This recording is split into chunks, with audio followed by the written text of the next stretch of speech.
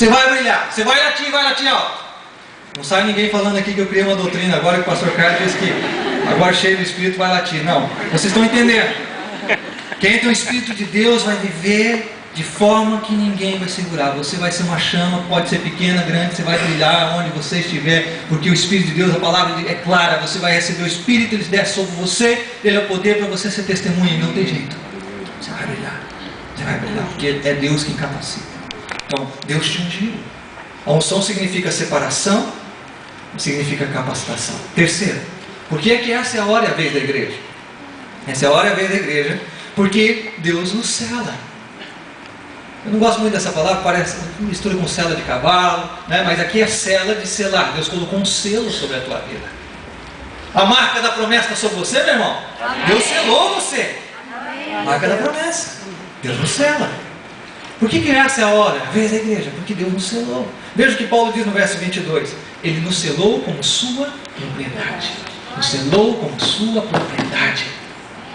Meus irmãos, o selo do Espírito, por isso nós temos uma marca da promessa, nós temos uma marca de Cristo. Deus estampou na nossa cara aqui, carimbou, colocou o selo dele sobre a nossa vida. É isso que ele fez com o cristão. Temos o selo de Deus. O sentido aqui é realmente Deus colocar a sua marca em nós. Por isso lá em Efésios capítulo 1, verso 13, Paulo diz assim: nele, observe esse texto, nele, quando vocês ouviram e creram na palavra da verdade. Você ouviu e creu na palavra da verdade? Amém. O que a Bíblia diz aqui então, meu irmão? Quando você ouviu e creu na palavra do Evangelho, na palavra da verdade, o Evangelho que o salvou, o que aconteceu? Vocês foram selados com o Espírito Santo da promessa. Isso é fato. Isso é para você crer. É para você viver nessa dimensão, nesse mundo. Isso aqui não é uma possibilidade. Não é um talvez de Deus. Não. Você ouviu a palavra. Você creu na palavra da verdade. O Evangelho te salvou. Então você foi selado com o Espírito Santo da promessa. Um selo de Deus sobre a tua vida. O Evangelho é isso. Temos o selo de Deus.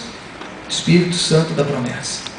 E aí, Espírito Santo da promessa, primeiro porque o Espírito Santo era prometido no Velho Testamento. Mas o sentido maior aqui de Paulo, ele está dizendo assim que esse Espírito é aquele que traz a promessa da vida eterna, a promessa das coisas que virão, do porvir, da vida futura.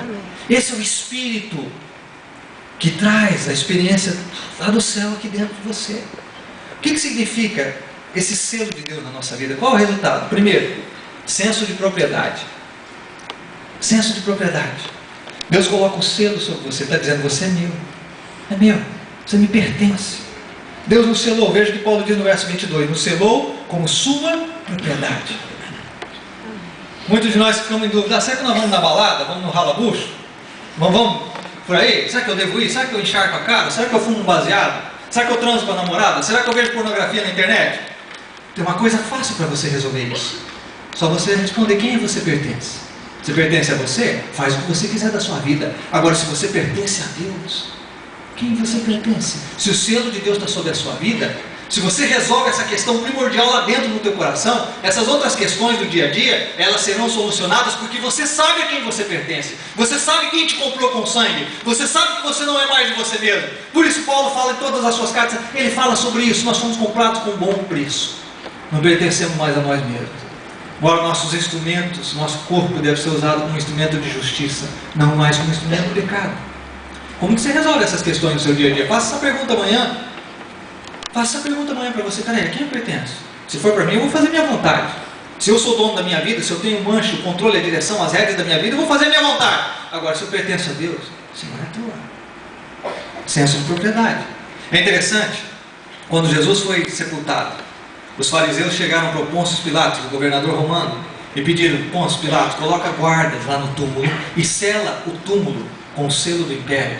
Porque esse pessoal aí disse que esse homem, esse Jesus, iria ressuscitar. Ele mesmo afirmou isso. Ele iria ressuscitar no terceiro dia. Então, para que os judeus não venham e roubem o corpo dele do sepulcro, por favor, coloque guardas e cele a porta do sepulcro. E Pôncio Pilatos mandou os fariseus fazerem isso. Possivelmente o que eles fizeram, amarraram uma corda ao redor da rocha, da pedra, e colocaram um selo de barro que não poderia ser mexido, quebrado. Era o selo do Império Romano, ou seja, aquele túmulo pertencia ao Império Romano. Ninguém podia mexer, como ninguém mexeu. Ninguém tocou aquele selo. Mas Jesus ressuscitou, porque o túmulo não podia segurar Jesus. Aleluia. Amém. Mas ninguém podia tocar, porque era selo, pertencia ao Império Romano. É assim, você pertence ao Senhor. Você pertence ao Senhor. Segundo, o que significa esse selo de Deus sobre a tua vida? É confirmação.